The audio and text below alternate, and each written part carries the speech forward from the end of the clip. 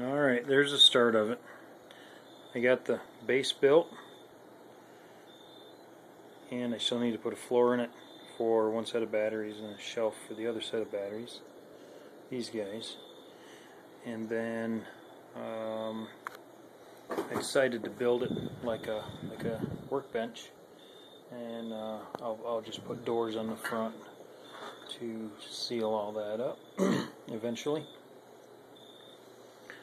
But as I got it here, we got the PV coming in. It's not coming in yet. Working on it. And then from there it'll go into the charge controller, which I'm going to mount right there in that spot. And then from there it'll go into the bus bars. And I've got I made the labels with this. Picked this thing up secondhand somewhere, needed batteries and a new cartridge. So I got that. Starting to label everything. That's going to be positive bus, negative bus.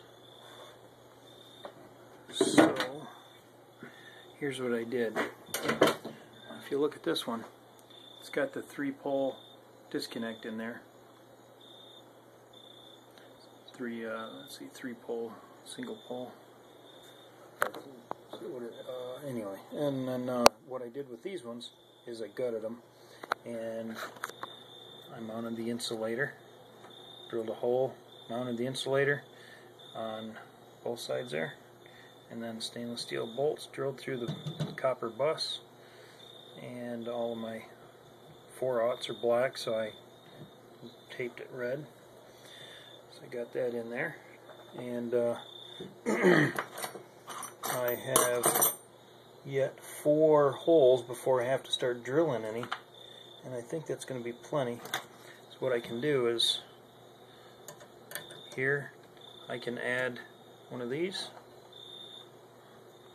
lugs, like that, or however I want to, and I can put one right next to it too, and I can put one here. And pretty much the only thing I'm going to have is a charge controller connected to it, and this will be 12 volt going down, so I can hook a couple different charge controllers to it. Looks like I can hook up to 3. Maybe I could pull shunt off there, whatever. So there's positive, there's negative. And if you look, I'm trying to keep everything exactly congruent with the other, one side equal to the other, so that the voltage is being pulled exactly the same. And I will use the exact same length of wires from the charge controller to the bus. And now I think my next step will be to get the battery starting to be installed here, and then I can get that done. And what I'm going to do out of here is take the power and come out, and then I'm going to hardwire some switches, some lights, a power strip, and I'm going to keep it nice and tight so I can have plenty of room to put grid ties across the top, or maybe along here, something like that. So anyway, that's it for now. Another back shot of it. Oh, I'm going to give you some measurements while I'm at it. The height of this thing is 7 foot.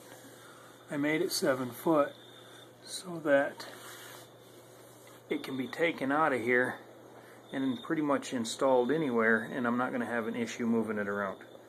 It's also, let me get my tape measure.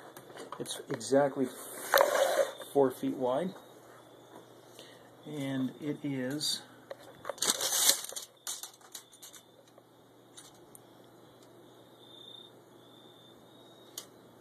28 inches deep, and for my application, 28 inches is pretty much exactly what I need to get out the door. And that's a pretty small door, so obviously you're not going to move it with the batteries in it. We take all the batteries out and Close up all your cases, take off all the modular items, and move it if you needed to. Pretty easy. Fit in the back of a pickup truck. 4 feet wide. It'll lay right down. 7 feet tall. It'll fit in a 6 foot, 8 foot, whatever. Alright. So that's a look at it. There will be more to come. Thanks.